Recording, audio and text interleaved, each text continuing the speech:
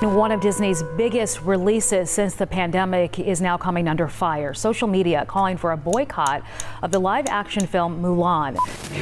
I believed at that time that Mr. Sorrell was a communist because of all the things that I had heard and had seen his name appearing on many of the commie front things.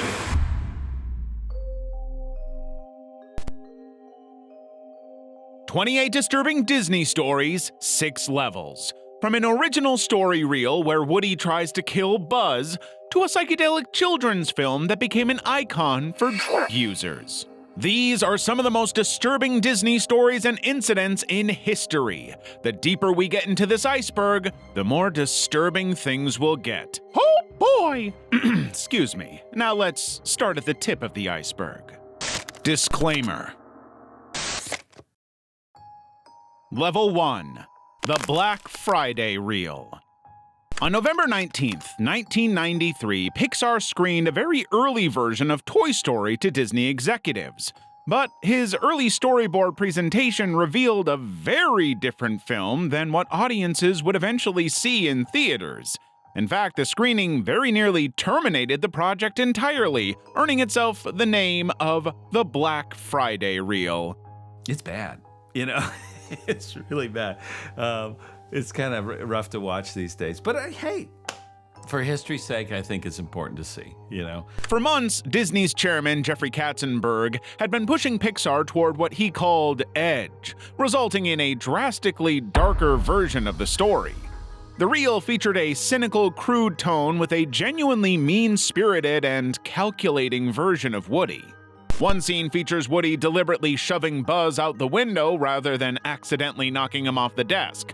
Following this act, the other toys viciously turn on Woody, calling him a dirtbag and threatening physical retaliation. Cowboy, where is your honor, dirtbag? You are an absolute disgrace. You don't deserve to wear a 10-gallon hat on your pint size. Eventually, the whole confrontation escalates into an aggressive standoff with toy soldiers mounting a coordinated attack against him. John Lasseter, who directed everyone to create this version, later admitted to sitting through the screening and feeling utterly embarrassed by what was playing on screen. He described it as a story filled with the most unhappy, mean people. Disney executives were visibly displeased by what they saw, with Roy Disney reportedly asking Lasseter afterward, "You seriously listened to us?" The presentation proved so disastrous that Disney ordered production halted immediately. Pixar received just 2 weeks to overhaul the story completely and save the project from cancellation. The ultimatum forced Lasseter and the team to transform their vision into something more heartfelt, eventually creating the revolutionary Toy Story we know and love today. Use in Alice in Wonderland. When Disney released Alice in Wonderland in the hyper-conservative climate of 1951, not many could have anticipated its eventual transformation into a psychedelic classic.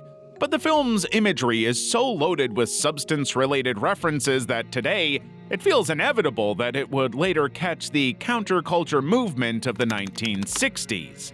The caterpillar, perched atop a mushroom while deeply inhaling from an elaborate hookah, represents one of the most blatant references in the entire film. He doesn't just smoke either, he explicitly instructs Alice to consume the mushroom to alter her physical state. The other side of block! A mushroom, of course! Throughout the entire film, Alice ingests various substances that dramatically change her size and perception, creating a blatant visual metaphor for chemical alteration of consciousness. The entire narrative structure mirrors a drug-induced experience. Time moves erratically, characters appear and vanish without warning, particularly the grinning Cheshire Cat, and reality's rules constantly shift. The film presents a complete disorientation from reality, a hallucinogenic trip from beginning to end. And in the 1950s, nobody seemed to care. But the 1960s counterculture quickly adopted Alice as a symbolic shorthand for drug experiences. Jefferson Airplane crystallized this connection in their 1967 anthem, White Rabbit, with lyrics directly referencing the story's elements as metaphors. The cultural imprint became so powerful that even decades later, The Matrix referenced how deep the rabbit hole goes while discussing altering consciousness. Disney had cemented Alice's dreamlike narrative, its talking animals, impossible physics, and constant transformation in culture consciousness forever. The Mad Doctor, 1933. Released in 1933, The Mad Doctor has the dubious honor of being one of Disney's most unsettling early works. On a stormy night, a cloaked figure snatches Pluto from his doghouse. Mickey, woken up by his cries, leaps into action, tracking footprints to a looming castle perched on a mountain. Dr. XXX then reveals his evil plan to decapitate Pluto and attach his head to a chicken's body. He's curious to discover if the resulting eggs would hatch puppies that bark or crow. Yeah, it's a very bizarre, surprisingly grim premise for a Disney production. Mickey's rescue attempt plunges him into a nightmare. The castle is full of animated skeletons that emerge from walls and under staircases, and from weird, sinister configurations like a skeleton spider thing. Even the visuals are surprisingly dark. The shadowy environment creates an atmosphere of dread that is rarely seen in animation from this era. One especially disturbing sequence shows the Doctor cutting Pluto's shadow in half. Not something modern-day Disney would even consider showing to children. When he's eventually captured, Mickey finds himself strapped to an operating table as a circular saw descends toward him. His desperate attempt to suck in his belly while trembling has been one of Disney's most frightening moments, even if many have never seen it. The content of this cartoon was so controversial that theaters worldwide refused to show it. The United Kingdom banned it entirely, deeming it too intense for young audiences who loved Disney. The ending reveals all of the events as Mickey's nightmare, but by then it was way too late. The shocking imagery and psychological impact have pushed the boundaries of children's entertainment and probably traumatized a lot of viewers. Gargoyles, the Deadly Force controversial episode. Deadly Force, the 8th episode of Gargoyles' first season, was not like the others. The story begins with Broadway becoming fascinated by a Western film that glamorizes guns. After the movie, he visits Detective Elisa Maza at her apartment. But when Elisa arrives home exhausted, she carelessly leaves her service weapon unsecured. Broadway soon discovers the unattended firearm, mimicking the cowboys from the film, pointing the loaded gun playfully until the weapon discharges. What happened next shocked basically everybody in 1994.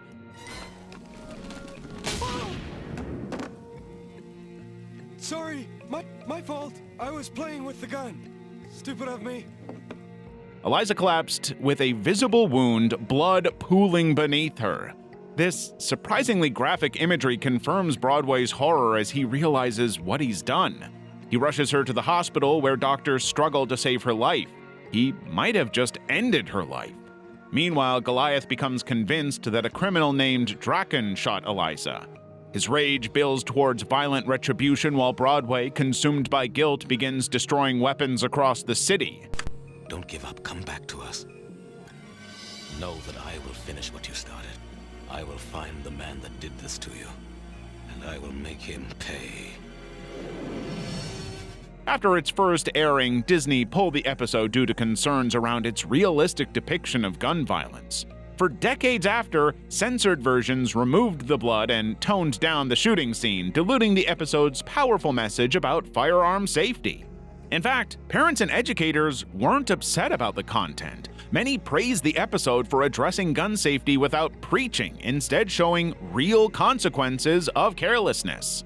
Through Broadway's mistake and Eliza's recovery, Deadly Force demonstrated how quickly tragedy can unfold when firearms aren't properly secured, which obviously resonated with viewers of all ages. The uncensored version only recently returned to streaming platforms, allowing new generations to experience what many at the time considered a groundbreaking television moment. Level 2. The Black Cauldron Deleted Scenes. The Black Cauldron was initially intended for a Christmas 1984 release, but there was a problem. Test screenings held at Disney's Burbank Theater were disastrous. Parents frantically fled the theater with their crying, screaming youngsters during the notorious Cauldron-born sequence. Others stayed to the end, but had to deal with terrified, crying children. The movie was so scary that it was unreleasable. One of Disney's latest hires, Jeffrey Katzenberg, witnessed the whole thing. He immediately demanded extensive cuts of around 12 to 15 minutes of fully animated and scored footage. That cut material contained genuinely horrific imagery that went into darker territory than anything else Disney has ever released. One infamous deleted scene showed the Horned King's undead soldiers pouncing on his henchmen, leaving the victims' skin bubbling, melting, and dissolving off their bodies in graphic detail, leaving behind only skeletons.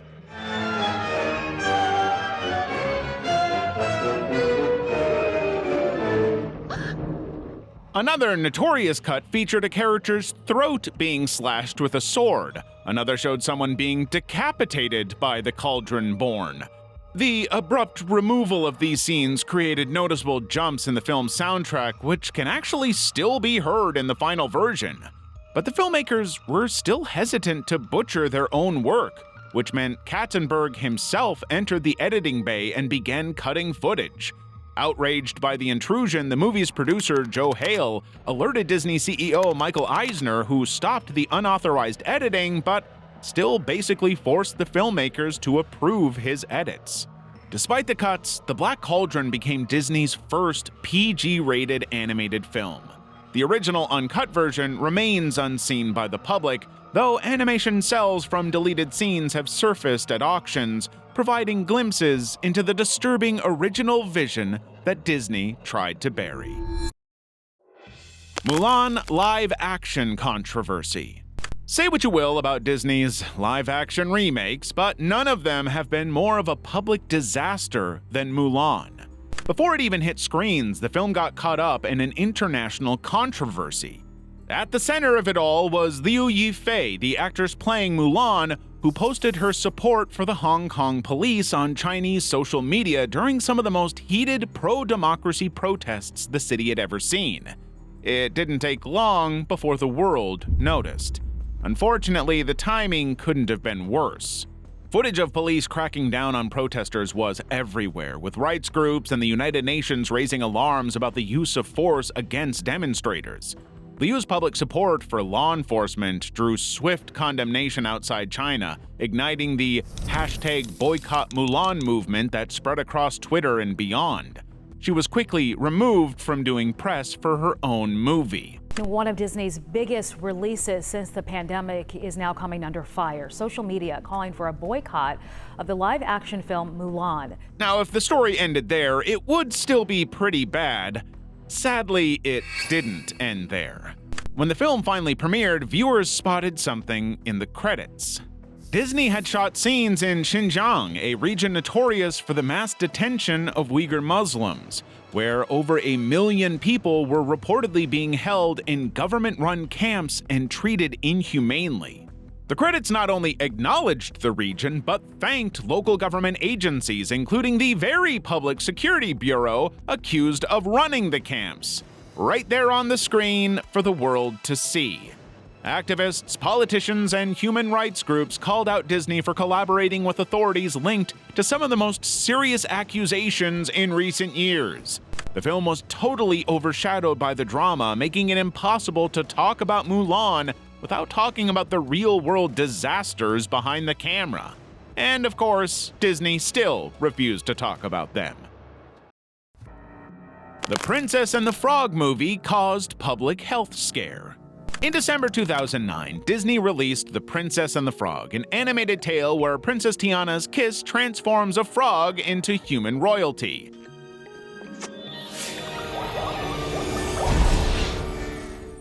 Well, eventually. Within weeks, a disturbing but sadly predictable pattern emerged in hospitals across America.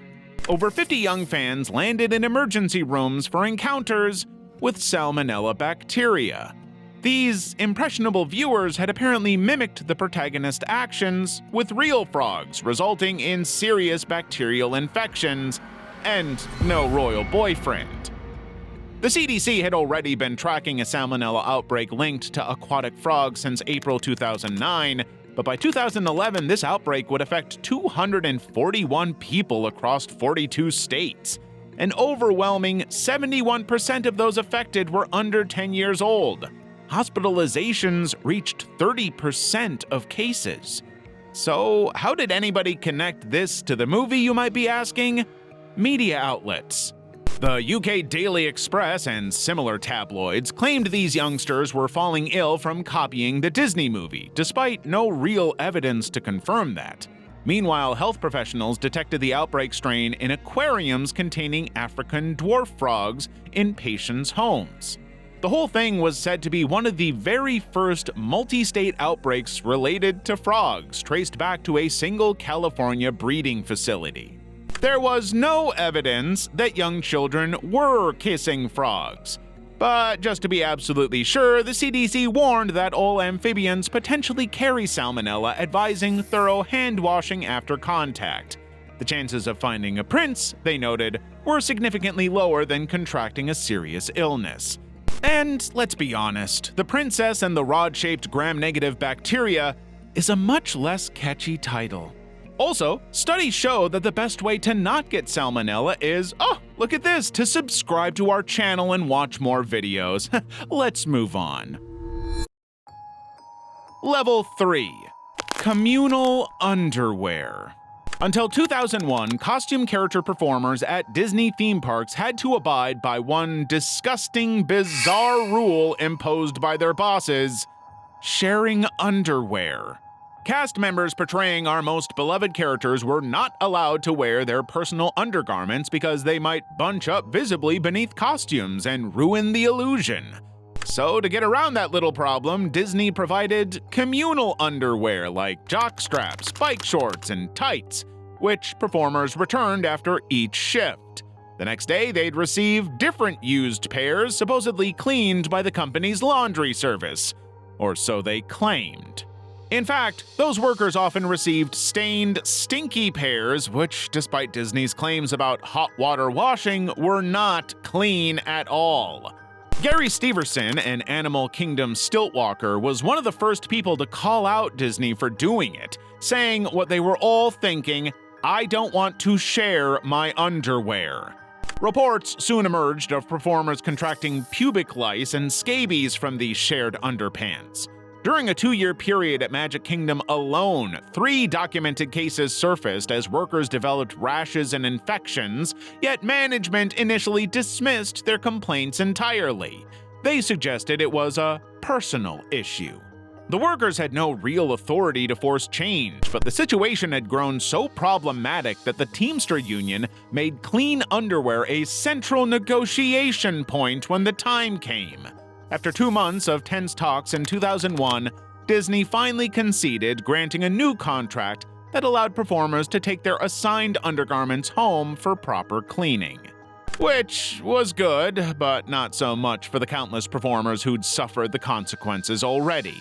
Their daily routine had involved the uncomfortable lottery of hoping today's randomly assigned undergarments wouldn't carry unwanted passengers.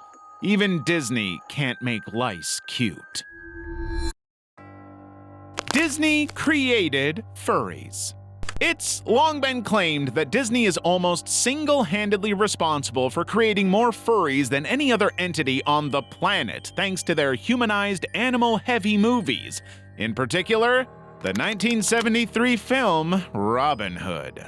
One Chicago-based PhD candidate and furry interviewed by Polygon specifically credited this cartoon fox as her entry point into the furry community. They described feeling drawn to Robin, particularly in a scene where the character is restrained, a moment that later influenced their personal identity in ways Disney animators never could have or would have intended. The studio's technique of giving animals human personalities, emotional depth, and attractive voices I owe my life to you, my darling. created characters that people fell head over heels in lust with. Even now, Reddit is full of threads where adults confess to finding Robin Hood's fox character hot, despite his animal form. In Beauty and the Beast, many of those same viewers preferred Beast's animal form to his human transformation. Then came Zootopia.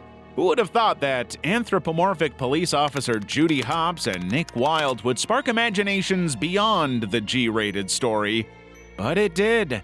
Their chemistry prompted adult-oriented fan creations that Disney marketing quietly acknowledged by reaching out to furry groups during promotion. Which, when you think about it, is wild. But hey, if the point of art is to have an effect, well, they definitely did that. In many Disney films. Disney's legacy of female characterization has long been scrutinized for its troubling and kind of sexist patterns. Early princesses like Snow White, Cinderella, and Aurora existed primarily as beautiful figures awaiting rescue. These characters spent significant screen time in domestic roles, cleaning, cooking, and caretaking, while displaying little agency in their own narratives. Over time, that formula became extremely familiar. A passive woman encounters obstacles, waits for her prince to save her, then marries her rescuer after minimal interaction. For example, Snow White awakens from a poisoned slumber only when kissed by a prince she barely knows, which has also been argued as a very questionable non-consensual act, although one could argue she's literally dead until the kiss saves her. These films also emphasize the physical appearance of women, with studies showing that dialogue referencing female beauty occurs up to 114 times in a single film, compared to just 35 mentions for male appearance. Just to make that worse, there's also the controversy around the anatomically impossible body proportions, which further reinforce harmful standards. Studies revealed that 6 Disney princesses have eyes larger than their waists, which is kind of insane to think about. The findings claimed that this objectification teaches young viewers that women's primary value lies in their appearance rather than their capabilities or character. But all of this worked for Disney. They were so majorly successful around the world that these narratives were deeply impactful. Movies like Cinderella shaped generations of viewers who internalized these problematic representations and went on to believe them. In the 1990s, the world had shifted so much that Disney changed too. Pocahontas stands as the first princess secure in her self-worth, rather than questioning her value or relying on men.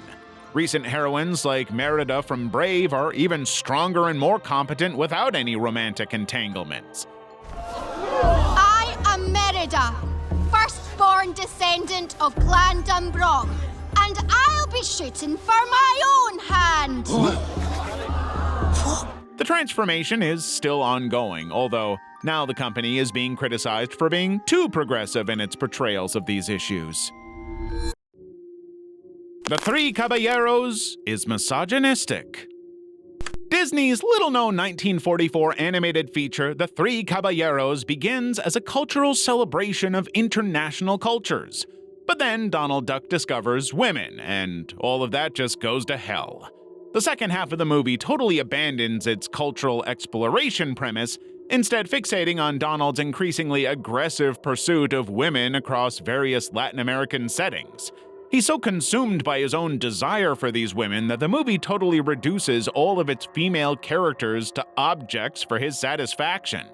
First, it's only the animated women, but then it escalates to uncomfortable interactions with live-action performers. When encountering women bathing on a beach in Acapulco, Donald immediately abandons his tour guide duties, rushing toward them with heart-shaped eyes and exaggerated, family-friendly expressions of lust.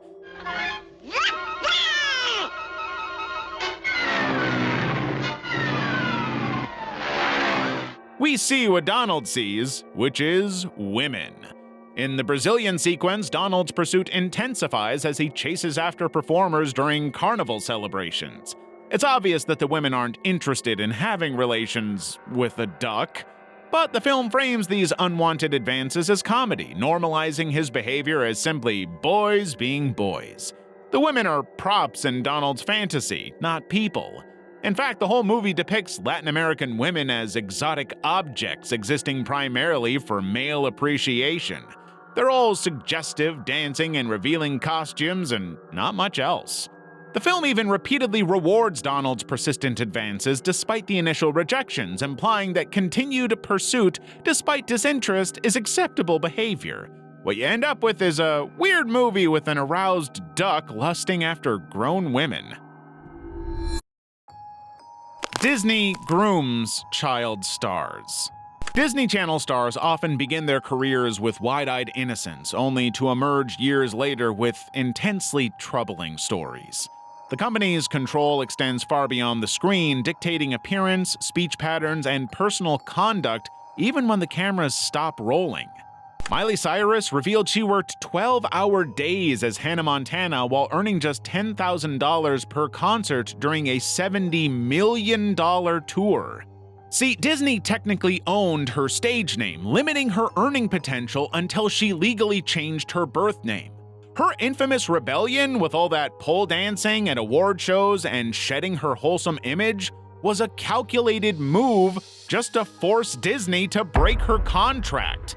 Demi Lovato, on the other hand, had an even worse experience, voicing horrifying accusations of inappropriate conduct by someone they knew while working for Disney at age 15. The situation and trauma were so brutal that years later, they suffered a near-fatal overdose. Bella Thorne is one of the few child stars who has actually spoken up about the tight constrictions that were placed on her by Disney, recalling that the company nearly fired her for wearing a bikini to the beach. All of these former Disney actors describe being infantilized well into adulthood, forced to maintain impossible, innocent images despite actually growing up. When they finally escape these constraints, the rebellion often spirals into substance dependency and psychological distress because they were groomed into acting like children. That pattern repeats over and over. Young performers enter Disney's machine, face extreme pressure and control, then emerge damaged, all while the company presents a family-friendly facade. Level 4. Walt didn't allow some women to be animators. In 1938, Mary Ford received a letter from Walt Disney Productions that changed, well, nothing. The letter informed her that her job application had been rejected, saying, "Women do not do any of the creative work in preparing cartoons, as that work is performed entirely by young men." Disney's animation studio thrived on this division. While men created, women traced. The ink and paint department housed approximately 100 women, mostly under 25, whose fingers were deemed perfect for tracing animators' drawings onto celluloid and filling them with color according to strict instructions. The company distributed identical rejection letters to countless aspiring female artists, establishing a clear boundary.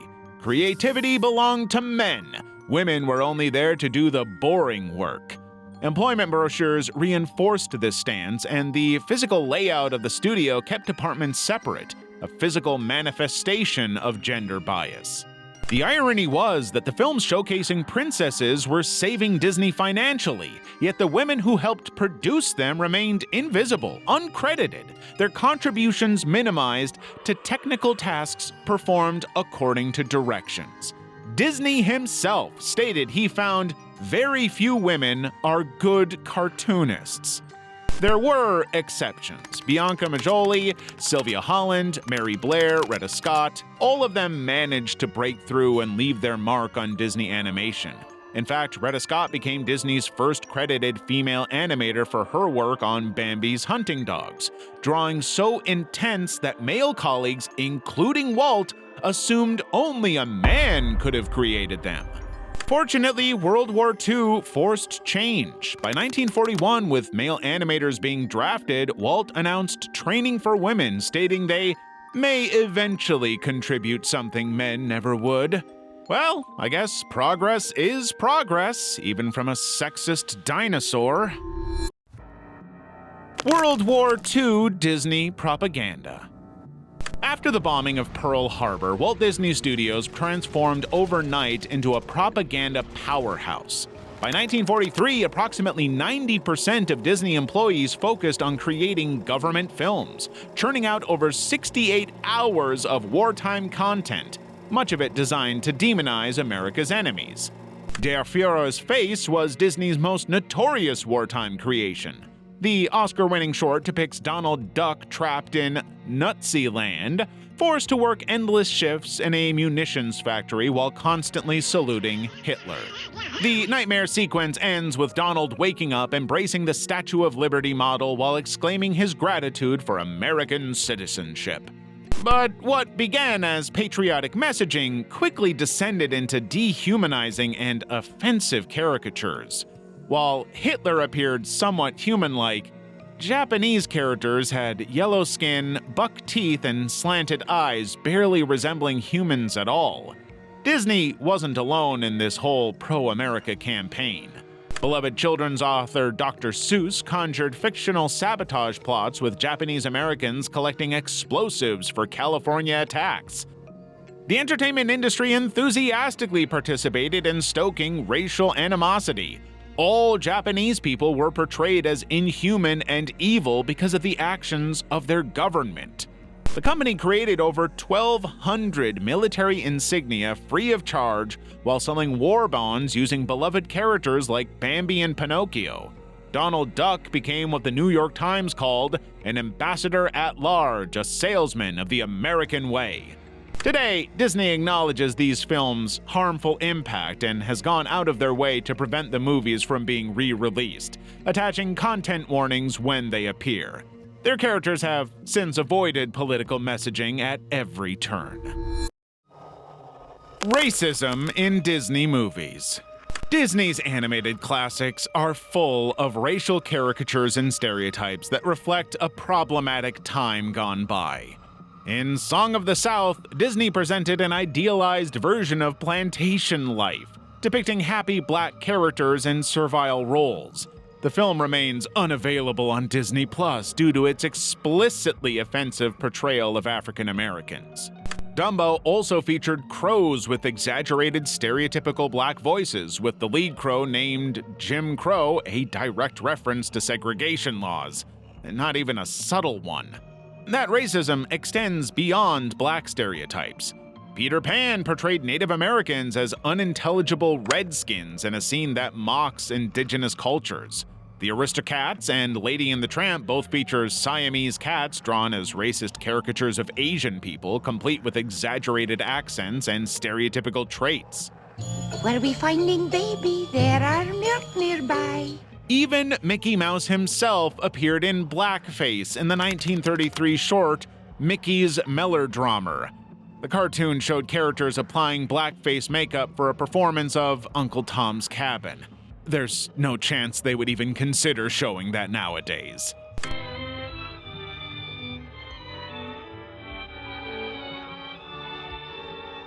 Disney has acknowledged these problems by adding content warnings to certain films on Disney Plus, reading, "This program includes negative depictions and/or mistreatment of people or cultures. These stereotypes were wrong then and are wrong now." Some films, like Swiss Family Robinson, also feature explanations about why certain depictions are harmful. But for the most part, Disney just buries its head in the sand and ignores it all. Thomas Cleveland. On June 17, 1966, Thomas Guy Cleveland from Northridge, California, was part of a graduation celebration event. But this young 19-year-old didn't want to pay for admission to Disneyland, so he devised a dangerous plan to bypass security and get in for free. Cleveland scaled the 16-foot outer fence surrounding the park, making his way toward the elevated monorail track. He intended to walk along the track until inside the park boundaries, then jump down to enjoy the attractions without paying. 19-year-old Thomas Cleveland tried bypassing the main gate by getting over the 16-foot outer fence and climbing onto the tracks of the Disney monorail. But security spotted Cleveland trespassing on the track and immediately began shouting urgent warnings. The monorail system, which runs on a single rail through the resort at high speeds, was actively operating. Despite the frantic calls from security personnel, Cleveland continued along the track without hesitation. Perhaps realizing his danger too late, he eventually attempted to move away when he saw an oncoming train. In a desperate attempt to escape, Cleveland climbed down from the track onto a fiberglass canopy that extended on both sides of the monorail trestles, but the structure didn't provide enough clearance from the passing train above. The monorail struck Cleveland with tremendous force, his body caught by the moving vehicle and dragged between 30 and 40 feet along the track. The impact was catastrophic and immediately fatal. Thomas was crushed to death, and his body dragged for around 40 feet across the track. Following the tragedy, Cleveland was laid to rest in Canyon Hill Cemetery in Caldwell, Idaho. The incident remains one of the most disturbing accidents in Disneyland's history, something they have often attempted to downplay or ignore. Javier Cruz. February 11th, 2004 began as an ordinary workday for 38-year-old Javier Cruz at Walt Disney World's Magic Kingdom. He donned his Pluto costume for the afternoon Share a Dream Come True parade, and at approximately 3:30 p.m. positioned himself near the end of the parade line in a backstage area near Frontierland and Splash Mountain. As the colorful procession prepared to enter public view, Cruz tripped in front of one of the massive parade floats, a 3-section snow globe vehicle featuring Disney princesses. His foot became caught between the second and third sections of the connected float. Unable to free himself, Cruz fell beneath the massive machinery. Witnesses watched as cast members in the globes frantically pressed emergency stop buttons knowing Cruz had fallen, but the safety mechanisms failed. The multi-ton vehicle continued moving, pulling Cruz underneath. The weight crushed him immediately. As fellow employees watched in shock, Disney officials quickly redirected the remaining floats to complete their route while shielding guests from the backstage tragedy. They insisted that the show had to go on. OSHA investigated the situation, determining that Disney had exposed workers to hazardous conditions without proper protections. Disney received a $6,300 fine, just $700 below the maximum penalty for such violations. Disney later implemented stricter protocols around float proximity, forced to admit that these workers in bulky costumes had no way to safely navigate around massive moving equipment with limited visibility. Level 5. Using sweatshops. In 2001, investigations into Disney's supply chain revealed disturbing labor violations that shattered the company's wholesome image. Workers in Merton factories producing Disney merchandise were forced to work underpaid overtime through the night. More specifically, the investigation exposed workers toiling for 10 to 15 hours daily, sometimes 50 consecutive days without rest. In Haiti, people creating Disney garments earned just 11 cents per hour, while the company's CEO, Michael Eisner, took home thousands. These same workers often couldn't afford food for their children by Sunday after being paid on Friday. The inequality was blatant and worldwide. Chinese factories making Disney toys hired employees facing 120 hours of monthly overtime, triple the legal limit. Many worked with toxic chemicals without protection, developing rashes, dry lips, and respiratory problems that could prove life-threatening. When the investigation went public, Disney employed a typical cut-and-run strategy. Rather than improving conditions, they distanced themselves, abandoning the problematic factories entirely, leaving thousands jobless. A representative from Bangladesh pleaded, "We want Disney to be back to the factory. We need our jobs." But Disney's defense remained consistent. They held no legal responsibility since they didn't own these factories, and contracted through licenses. Their monitoring system repeatedly failed to uncover violations that human rights groups operating on shoestring budgets regularly exposed, because ultimately, they didn't care. The pattern continued across decades. Investigations in 1996, 2001, 2007, 2012, and 2018 all documented similar conditions. And every single time, Disney just washed its hands of the entire matter and claimed ignorance. Real human bones on the Pirates of the Caribbean ride. When Disneyland's Pirates of the Caribbean prepared to open in 1967, the Imagineers, Disney's creative team, faced a peculiar problem during development.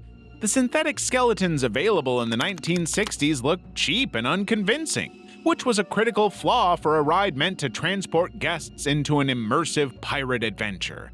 They had to get creative to truly sell the illusion. So, the Imagineers partnered with UCLA Medical Center's anatomy department to acquire genuine human skeletons. You heard that right. Authentic human bones were seen in numerous scenes throughout the attraction, creating the eerie story of pirate misfortune that millions of visitors would sail past. Sure, the ride cost as much to build as the rest of Disneyland combined, but creating convincing skeletal props was just too far beyond their technical capabilities. For years, guests unknowingly floated past the remains of real people positioned in various scenarios until advancements in synthetic materials eventually allowed for the creation of artificial bones indistinguishable from genuine human remains. Disney gradually replaced the real skeletons, reportedly returning them to their countries of origin for proper burial, although that was never truly confirmed. However, there are still rumors that not all bones left the attraction. Some believe that a particular skull and crossbones decorating the headboard in the captain's quarters scene was supposedly too integral into the structure for convenient removal. So, next time you ride through Pirates of the Caribbean, glance at the skull above the bed. That grinning face might be the last authentic human bone still entertaining park guests. The FBI. In 1940, Walt Disney began a 26-year career as an FBI informant, quietly providing information to FBI head J. Edgar Hoover about suspected subversives in Hollywood, trading names for favors. For those who don't know, Hollywood had a major obsession with communists in the 1940s and 50s, with the FBI routinely trying to ruin the lives of anybody associated with the ideology. In 1941, Disney faced his ultimate loyalty test when his animators went on strike for better pay, working conditions, and union recognition. After reluctantly giving in to their demands under U.S. law, Disney never forgave those who took part. In 1947, Disney was called before the House Committee on Un-American Activities and asked to name names of those he believed were communists. I believed at that time that Mr. Sorrell was a communist because of all the things that I had heard and had seen his name appearing on many of the commie front things. He told the U.S. representatives that he believed those who went on strike were all anti-American communists, destroying the livelihoods of those who dedicated their lives to him. The animators that Walt exposed found themselves blacklisted, barred from their profession, and unable to find any work, all because they demanded fair treatment from their famous and very wealthy boss. Disney's betrayal went down very well with the FBI, though.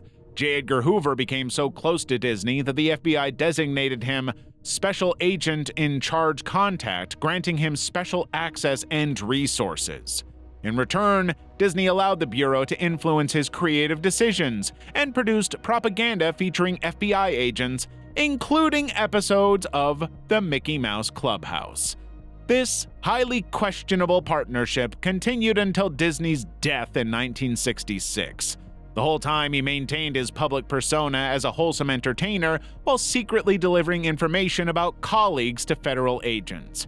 His FBI file grew to 570 pages, revealed in 1993, though significant portions are still redacted for national security. What we do know is that Walt Disney was not the nicest guy who ever lived. For many, he was a monster. Remains in the Haunted Mansion. The Haunted Mansion at Disney almost definitely houses far more than the 999 happy haunts it advertises. Every month, visitors secretly scatter the cremated remains of loved ones throughout the attraction, making it a literal repository of human remains. All of this started when a former Disneyland custodian said, "The Haunted Mansion probably has so much human ashes in it that it's not even funny." Before you ask, yes, Disney strictly prohibits the whole thing, but when has that ever stopped anybody? Anytime that suspicious powder appears on park grounds, staff radio for a HEPA cleanup. For a while, some employees unofficially called these incidents Code Grandma, until management discouraged the term for being disrespectful. Accurate, but disrespectful. In a 2018 report by the Wall Street Journal, one custodian revealed that the Haunted Mansion probably has so much human ashes in it that it's not even funny. Whenever the code comes through, the ride is instantly shut down and specialized vacuum cleaners with high-efficiency filters arrive to collect the remains. You might be wondering how exactly these human remains make their way into the ride. Well, people smuggle their loved ones into the parks using prescription bottles, makeup compacts, or Ziploc bags hidden at the bottom of purses. When the moment seems right, they quickly scatter the ashes, often during the ride's darkest moments when nobody can see. Shockingly enough, the Haunted Mansion isn't alone in hosting these unauthorized memorials. Pirates of the Caribbean, It's a Small World, flower beds around Cinderella's castle, and even Star Wars: Rise of the Resistance have all become the final resting place for many loved ones. Even Whoopi Goldberg admitted to spreading her mother's ashes on It's a Small World in 2010. Ultimately, the remains are vacuumed up alongside mouse droppings and other detritus before being discarded as trash. It was said that the family members were seen throwing off a powdery substance from their ride vehicles. That substance was said to be human ashes. So it's not exactly a fairy tale ending. For guests caught in the act, the consequences include immediate removal from the park and potential permanent banning. You could never visit your loved one again. Meanwhile, thousands of annoyed visitors find themselves unable to access attractions closed for biohazard cleanup. I doubt they'd think highly of Grandma if they knew. Level 6. White Wilderness Documentary, 1958. White Wilderness was released in 1958 as part of Disney's True Life Adventure series, showcasing Arctic wildlife in what appears to be their natural habitat. The Arctic has forever been a legendary land, and even today, there exist here living legends, creatures about which man knows so little, they seem a blend of myth and mystery. The documentary received critical acclaim, winning the Academy Award for Best Documentary Feature and the Golden Bear at the 1959 Berlin Film Festival. Critics praised its fascinating screen experience and remarkable shots of polar region wildlife. It was a hit, obviously. But behind the accolades lurked something disturbing. The film's most infamous sequence showed lemmings, small rodents native to Arctic regions, apparently jumping off cliffs into the ocean en masse.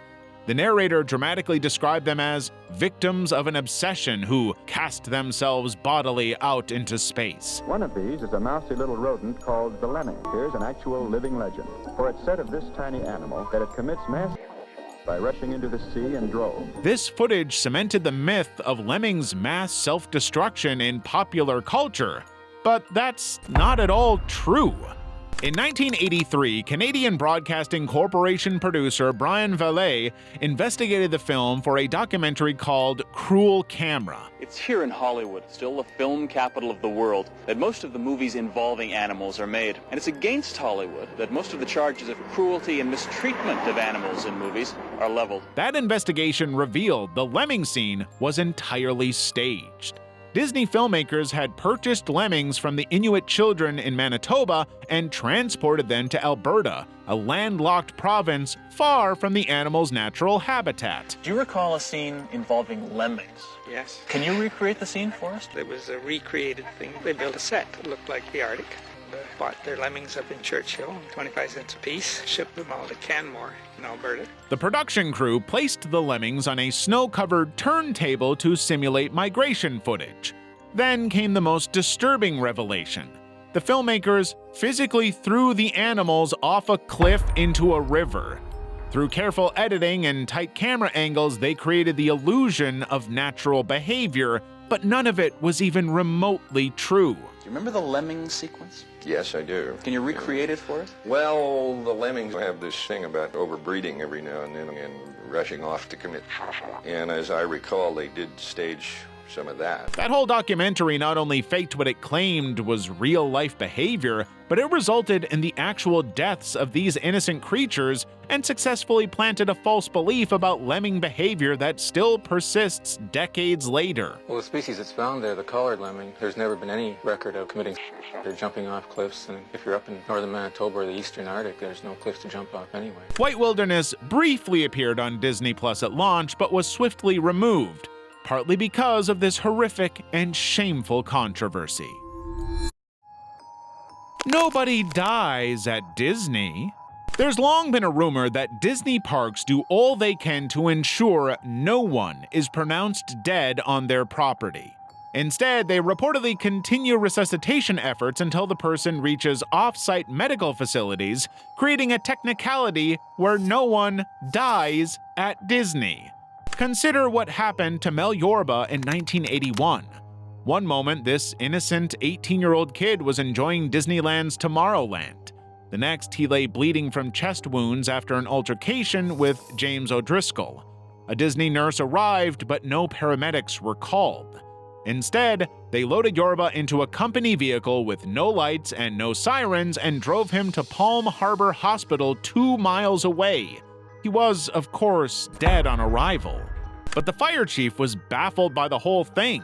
They had a station 1 minute away, a medical unit 3 minutes away, yet the people at Disney opted not to call any medical officials.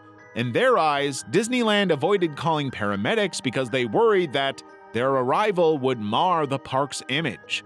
Yorba had been stabbed in his heart, diaphragm, and liver, causing injuries that Disney argued he could never possibly have survived. But they didn't even attempt to help him. In retaliation, his family filed a $60 million lawsuit claiming inadequate care. After all, they could have tried.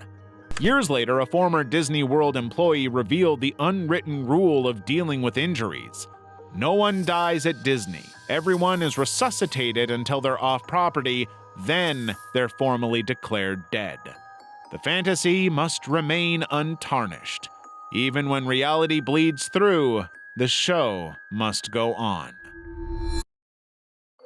Hostage crisis in Walt Disney World. On September 12th, 1992, as Walt Disney World closed for the day, 37-year-old Alan J. Ferris lingered at Epcot. Hidden in his over-the-shoulder athletic bag was a sawed-off 12-gauge shotgun. But he hadn't arrived looking to target the park or its guests. He was looking for one person in particular, his former girlfriend, a Disney security guard. When park security approached Ferris to escort him out, he revealed his weapon, telling them to stop or be killed. But they were convinced the whole thing was a bluff until he fired 4 blasts toward them. By some miracle, no one was struck or injured. However, it was obvious that he was in control. Ferris marched 2 terrified guards approximately 200 yards to a restroom near the Journey into Imagination Pavilion. Within minutes, Orange County Sheriff's deputies surrounded the area, turning the place into a tense standoff zone. After holding the guards captive for approximately 10 minutes, Ferris unexpectedly released them, emerging from the bathroom clutching the weapon to his chest. The deputies repeatedly ordered him to drop the weapon, but he refused.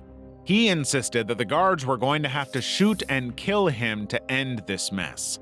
Before they could decide what they were going to do, he raised the gun to his head and finished it himself. When the investigation began, authorities found some disturbing things in Ferris's history. He had been under court order to stay away from his ex-girlfriend after their 8-year relationship ended. His family in New York had last seen him on Thursday when he claimed he was attending a wedding. But actually, he traveled to Florida, determined to confront the woman who had moved on. Fortunately, she wasn't working that day, but the tragedy of what happened presumably never left her. If you're still in the mood for some disturbing pop culture, why not check out this iceberg on the most disturbing actor and actress controversies?